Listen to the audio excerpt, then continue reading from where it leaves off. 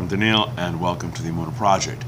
We here at the Emunah Project are continuing in our series of videos with respect to advice, inspiration, guidance, information, advice, and I would like to talk this morning about the basic Jewish concept, love your neighbor as yourself. This comes as a surprise to Christians who attribute it to a certain itinerant preacher and miracle worker 2,000 years ago, who somehow came up with the idea, love your neighbor as yourself, as some revolutionary novel concept.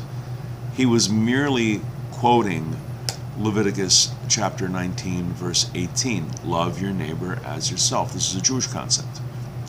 It wasn't created by the J guy 2,000 years ago. Now, this gives rise to the golden rule,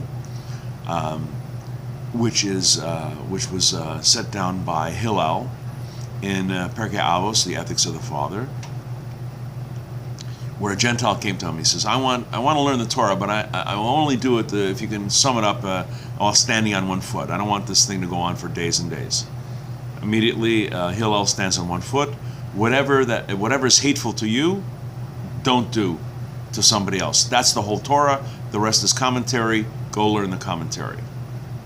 A nice way to do it. But this became the golden rules. Whatever is hateful to you, whatever you dislike, whatever's not good for you, don't do that to somebody else. So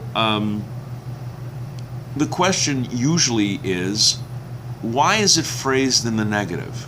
Why is it said, whatever is wrong or hateful or bad for you, don't do to somebody else? Why isn't it said the way Jesus said it, or Jesus was quoting, or rather misquoting Hillel, who lived a couple hundred years before Jesus? Why doesn't it say, do unto others as you would have them do unto you? A story, this is a good explanation is given by Rabbi Yisrael Salanter, who lived through most of the 1800s. And as a story he relates, that something that he experienced, something that he went through.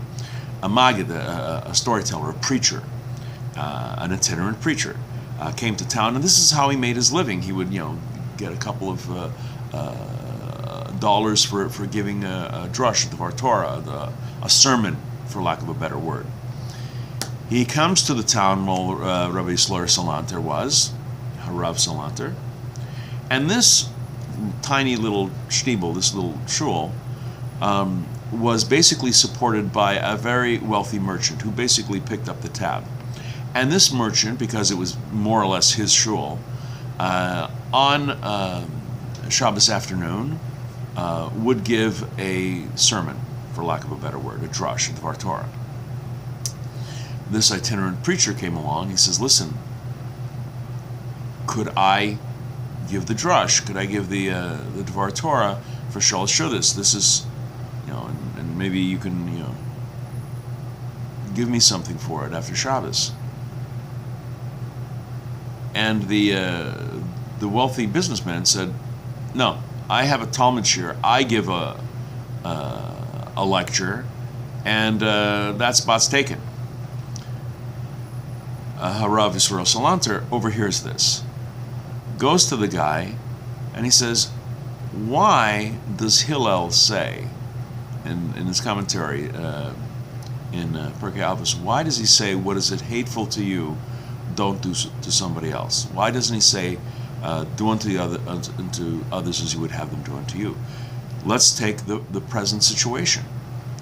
What's good for you is for you to give your Talmud shir, your lesson, your class. That's good for you. But it's not good for him. He makes his living, the few dollars. The guys, look at him, the guy's starving. Don't just go by what's good for you. What's bad for you, don't do that to somebody else. Don't deprive them of his livelihood. You wouldn't want you to be deprived of your livelihood. Don't deprive him of his livelihood. And so that was Rabbi Yisrael Salanter putting it into perspective and allowing the Maggid on Shalosh Shabbos and Shabbos, make arrangements for him to give his drush and get his pay for it. We're going to be doing more videos along these lines. Please come back, please watch, please learn. And until next time, on behalf of the Emunah Project, I'm Daniel, and thank you too much.